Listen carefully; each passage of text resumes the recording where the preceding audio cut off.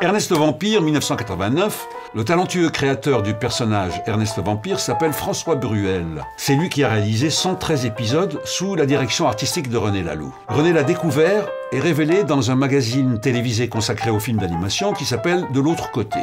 René m'a demandé d'écrire le thème principal, qui servira donc au générique début, générique fin et aussi à tous les développements. Ce sont des épisodes de 2 minutes environ. Quand j'ai vu le personnage d'Ernest le Vampire, j'ai tout de suite adoré ses oreilles d'éléphant, ses dents qui sont des défenses d'éléphant et ses aventures hilarantes.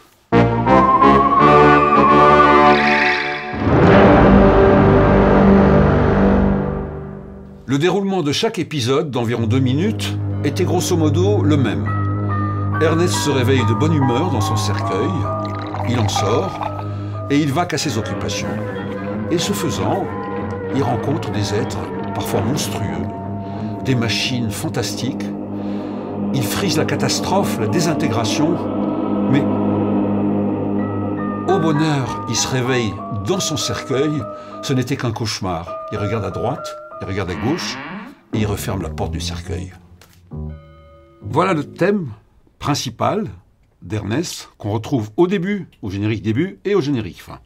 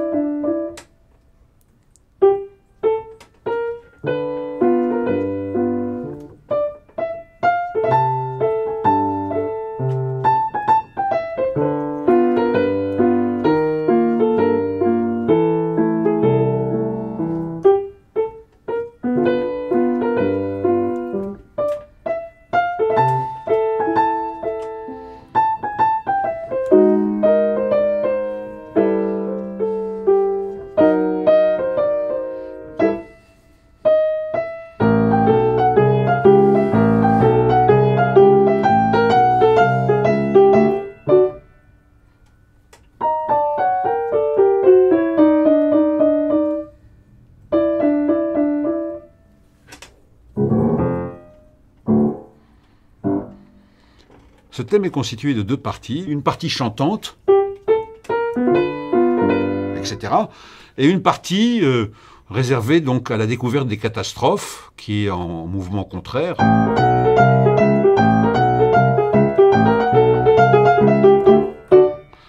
Et puis quand il se réveille, et ce n'est pas un cauchemar, il regarde à gauche, il regarde à droite, et il ferme son cercueil. Voici quelques épisodes représentatifs. Là, c'est le thème d'Ernest en tango avec 2 bandoneons et les cordes, et même l'introduction est tangoïfiée.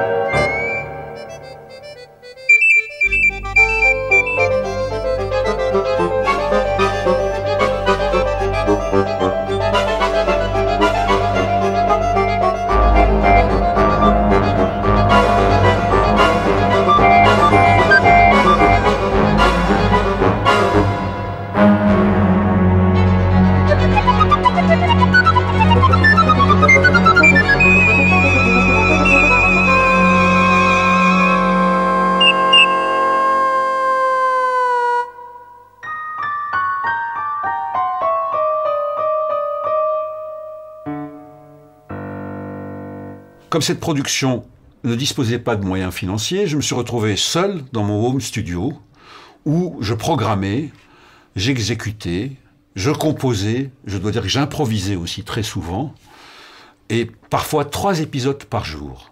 Mais quel plaisir! Là, j'ai utilisé une rythmique de moteur et de tchouf-tchouf sur des sifflets de train.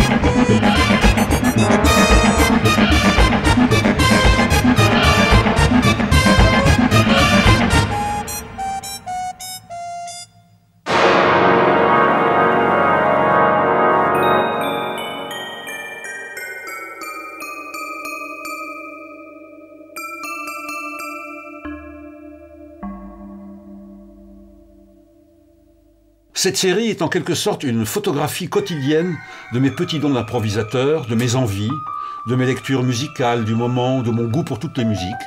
Il y a des tangos, des sambas, des mini-symphonies.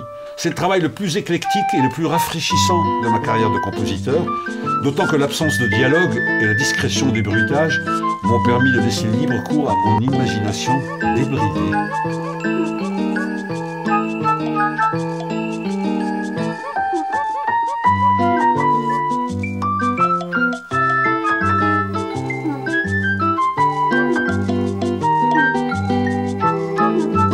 Dans le labyrinthe, d'épisode Ernest et le labyrinthe, j'ai utilisé le thème de l'offrande musicale de Bach, comme on le voit ici.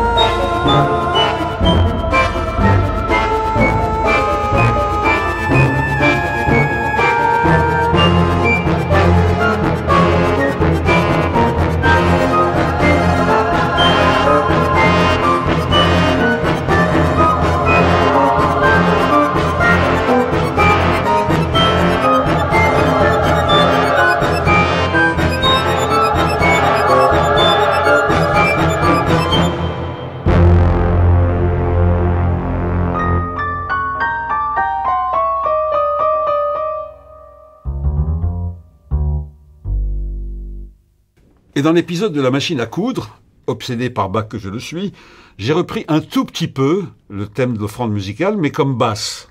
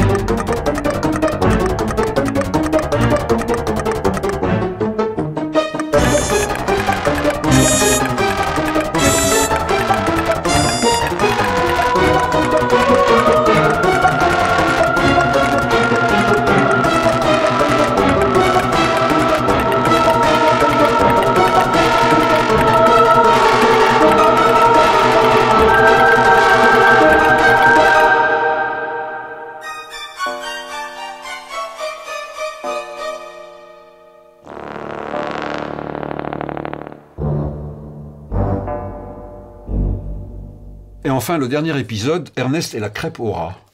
C'est une petite fantaisie opératique dans le style musical du XVIIIe siècle.